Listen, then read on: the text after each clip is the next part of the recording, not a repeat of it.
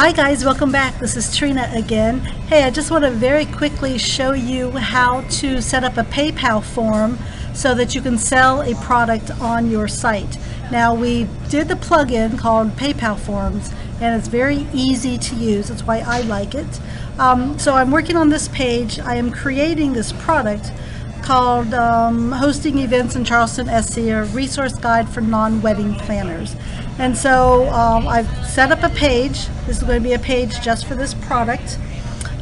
So, you know, I have to add a little more description, but here's the picture of the front cover.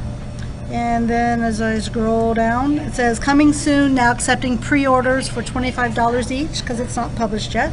Listings are free, which is just a business name and phone number, or you can do a premium listing, which is business name, phone number, email, logo, and a business description for $10 per category. So I want two forms on here, or two ways for people to pay. So what you would do is, I've created the page. And I have to leave the page, so I'm going to save it as a draft so I don't lose it. There you go, and it's saving. And then I'm going to go over here to the left and go down to PayPal Forms. And give it a minute. All right, here we go. All right, come on. Slow, slow, slow. You know, I want to go fast. But all right, so right over here where it says PayPal Forms, it's still loading this page. I don't want to leave too soon, but right over here it says PayPal Forms.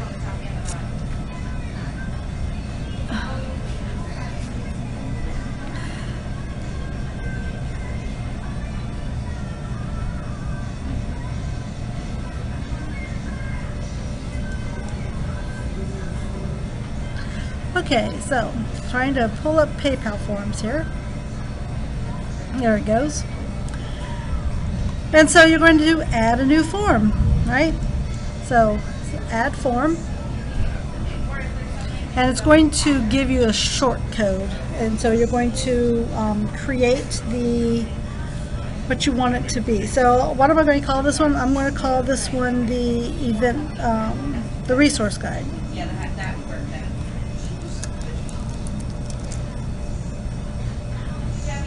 And then put in what's the PayPal address that you use, and then notification is where would you want notification that someone has made a payment, and that's going to go to my women's event calendar. What do you want to call it on PayPal? I'm going to call this one the resource guide. Currency, US, what's the price? It's going to be $25. It's going to be a one-time. Now you can set up things like monthly payments and that kind of thing just on PayPal Forms. And the return URL, like after they go to PayPal and pay, where do you want them to come back? For right now, they can go to the home page. If you want to set up coupon codes, you can, but otherwise hit submit. And so that's creating the coding to send it to PayPal. And now it's going to ask us what information do you want to capture. And so we're going to go down here, scroll down, and we're going to add fields. So for just purchasing the resource guide, I want their name, right? You know, and over here it says name. It's like, what are you going to call this field? I'm going to call the field name. I want it at the beginning. Is it required? Yes. For me, having someone's name is required. And validation, either, you know, like if you make a credit card number or whatever, if you need it to be validated. But I'm not going to validate their name because I don't know whose name it's going to be. I'm going to add, I want name. If it's for the resource guide, now I know I'm going to get their mailing address on PayPal. So I'm not as worried about paid address, but I definitely want their name. I definitely want their email. Add a field.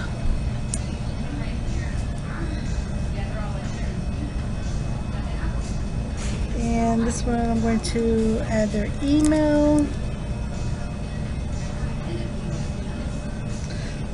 At the end, is it mandatory for me? I think it is mandatory to have at least their name and email.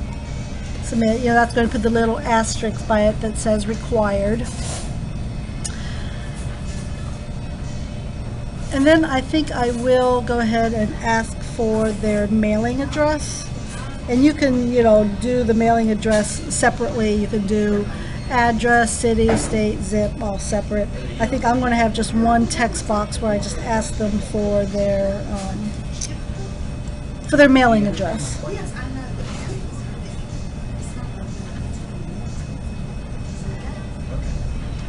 Is this okay with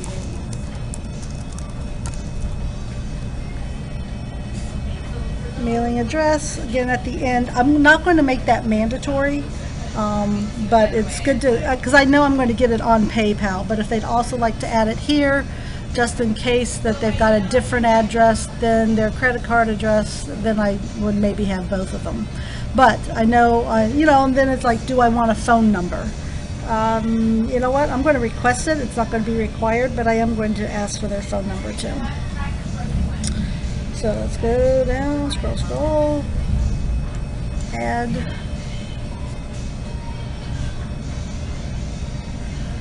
And yeah, and just very quickly add phone.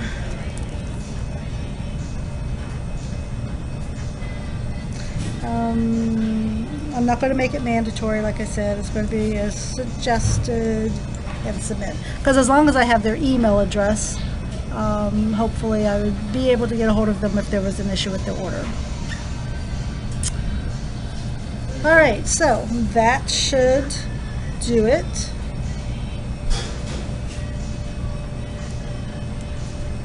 Okay, and then just go back to PayPal Forms. And now it should give me the list, and it should give me the short code right there. This is what's called the short code right here. And let's see if it'll let me copy it. Kind of. And you can't actually change this ID, but I just use it whatever they come up with. Then you go back up to your page.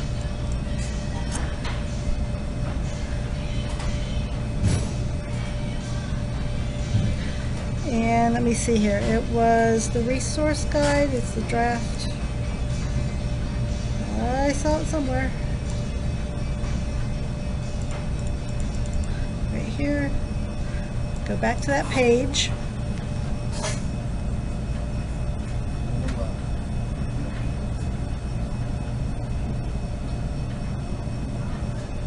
We should probably keep the cake refrigerated, shouldn't we, until we serve You it? should keep it refrigerated, though I would take it out and let it come to room temperature because it's got a buttercream frosting. Alright, and in just a minute, as soon as it adds, I'll show you to where you would just put the short code If you in. have left over, make sure you put back in the refrigerator because there is like eggs.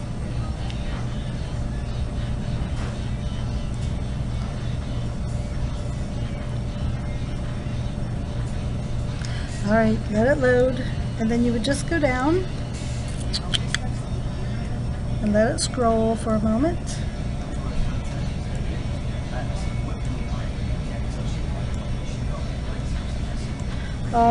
Oops, sorry. Now accepting pre-orders. Where did it go? Right here. And you would just put the short code right here.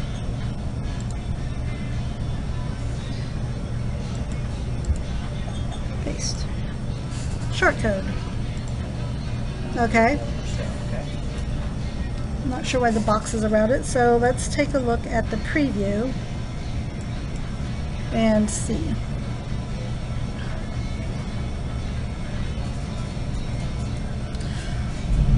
And let's just take a look and see where, see, now accepting pre-orders.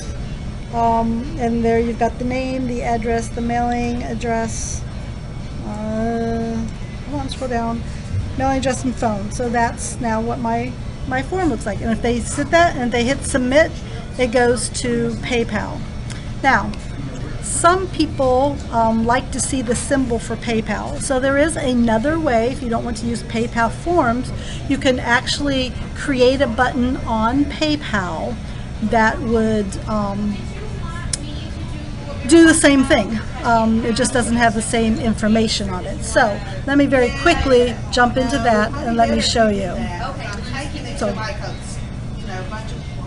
I'm sorry for the sound, I'm in a coffee shop. But, alright, so if you go to PayPal, hopefully I can do this quickly.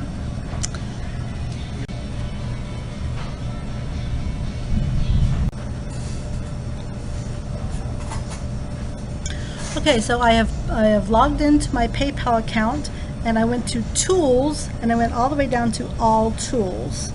Okay, and then scroll down to PayPal buttons right here. So hit a PayPal button.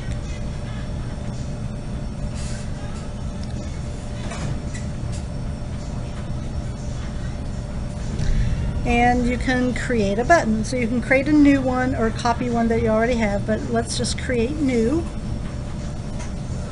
Create a new button.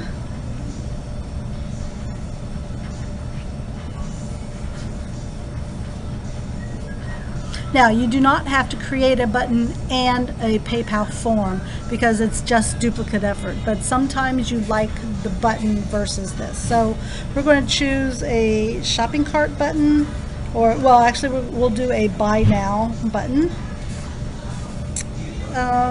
We're going to call this the resource guide. You can give it a number if you want. The price is $25. And then you can do drop downs, you can add text fields, all that kind of stuff. So you can actually create a text field very similar to what I already did. I'm not going to go through all of that at this moment. I just want to show you, because this is the button that would look like. If you added a text field, you could say a name. Done. Yeah. Then add another field, add another field. So you can create the PayPal button very similar to the PayPal form that you have. And then you would just create button. And this is going to generate code. Alright, so this is the code that it generates, is this right here. Just hit select code and copy it. And when you go back to your page, now this is what's very important. When you go back to your page, when you put a PayPal form, you can put it here when you're on visual. If you're going to put the PayPal button, you always want to put the code on text, because that's where coding goes. Alright, so we're here on text, and here is where that PayPal form was. But let's say that, you know what, you want to just maybe do the PayPal directly, the button. And so you would just go here on text and paste that code. Alright, and it's just gobbledygook code, right? But you go back to visual, and you will see, hopefully, that we've got the PayPal form, which is the short code, and then you've got the PayPal button. So, you know, you obviously wouldn't put both of them, but I just wanted to show you that you can do it with PayPal forms or with PayPal button. So if you preview it, but that's really how you get payments. And anyone who clicks on that, they go directly to PayPal. If you have a PayPal debit card, you get the money right away. So here is the form that I filled out for the short code. And then it also has the PayPal button, if we can scroll down, and or it can be like that. So you get to choose. That's one of the great things that you can do on your blog. You can choose how you get paid. That does it for this video. I will see you on the next one. Have a great day. Bye.